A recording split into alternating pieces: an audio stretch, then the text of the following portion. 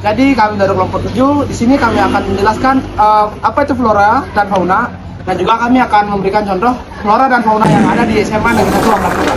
Jadi sebelumnya perkenalkan, nama saya Iwayan Mukia Bernyana Putra, absen 14 dari kelas 11-8.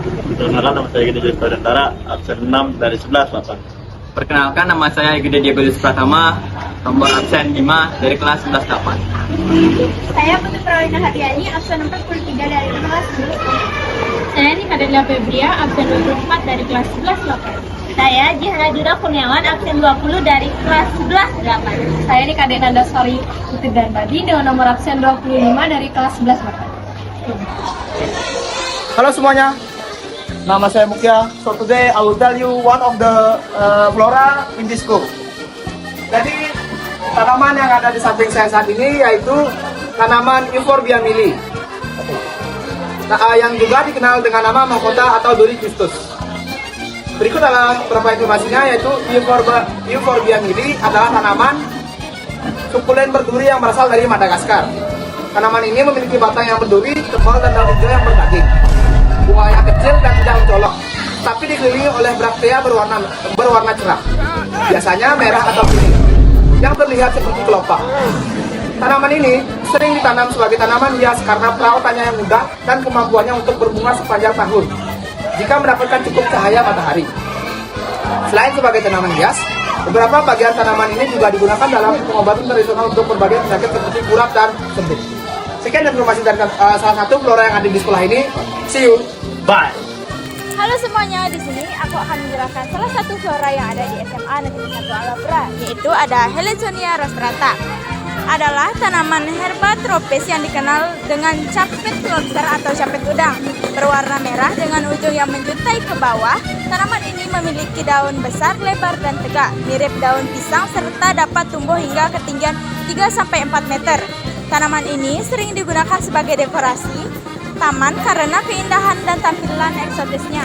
Sekian yang dapat saya sampaikan. Hai semuanya, jadi di sini saya akan menjelaskan tanaman yang ada di sebelah saya, yaitu palem merah. Palem merah adalah salah satu jenis tanaman hias yang terkenal karena memiliki batang yang berwarna merah cerah. Warna merah inilah yang membuat tanaman ini terlihat unik dan cantik sebagai tanaman hias. Palem merah yaitu berasal dari Asia Tenggara, terutama di daerah beriklim tropis seperti Indonesia, Malaysia, dan Thailand. Segitu saja yang bisa saya sampaikan. Terima kasih. Bye-bye.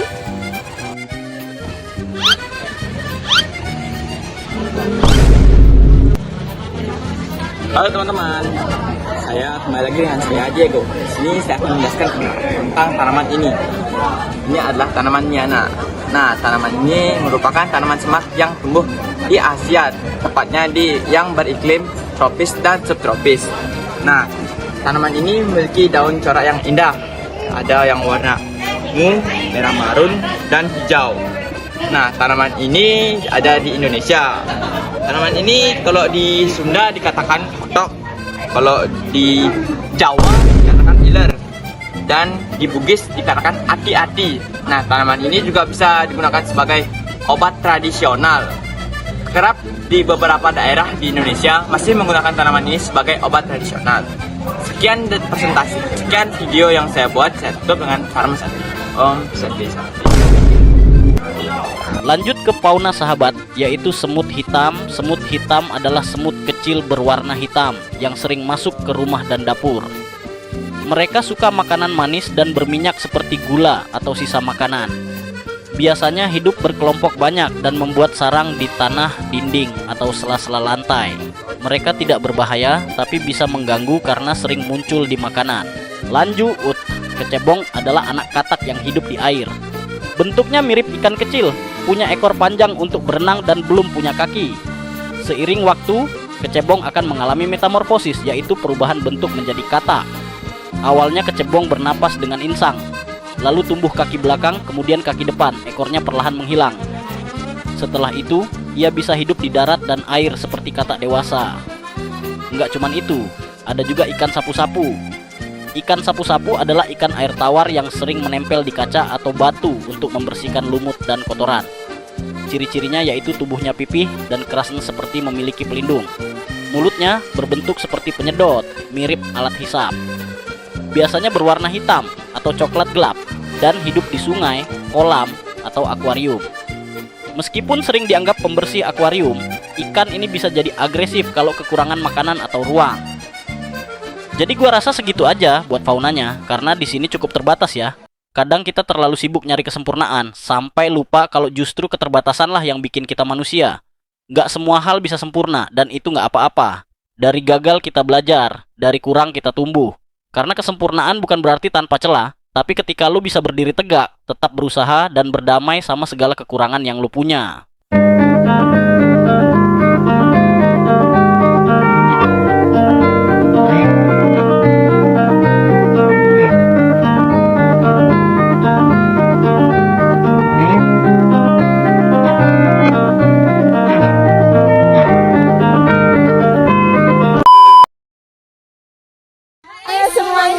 Aku Nanda, aku Jihan. Di sini kami akan mewawancarai salah satu staf koperasi yang ada di SMA Negeri 1 Amlapura dengan Ibu Ayan. Jadi Ibu, kita akan bertanya. Ibu siap nggak? Ya. Oke, jadi pertanyaannya, hewan-hewan apa saja yang sering terlihat di sekolah ini? Ada burung itu, burung merpati, ada kucing, ada anjing, ada ikan juga ada di kolam itu kan punya kolam. Ada ikannya, ada lagi. Karena semut juga banyak. Ya, kalau ada makanan berserakan.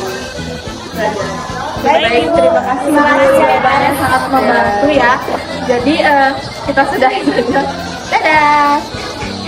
Semuanya, saya di sini Mukia Saya di sini Diego. dan kami di sini akan mewawancarai salah satu dari teman kami. Devika. Baik Devika, satu pertanyaan.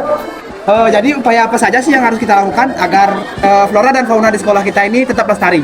Baik, menurut saya cara untuk melestarikan flora dan fauna yang ada di Semansa yaitu dengan cara menjaga lingkungan sekolah. Dengan cara itu, flora dan fauna yang ada di Semansa akan tetap lestari dan merasa aman.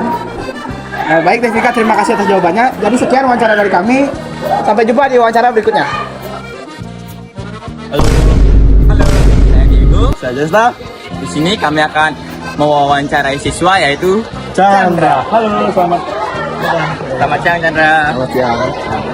Di sini saya akan memberikan soal.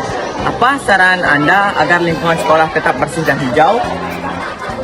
Saran saya agar sekolah tetap bersih dan hijau yaitu dengan cara melestarikan tanaman yang ada di sekolah dan tidak merusaknya.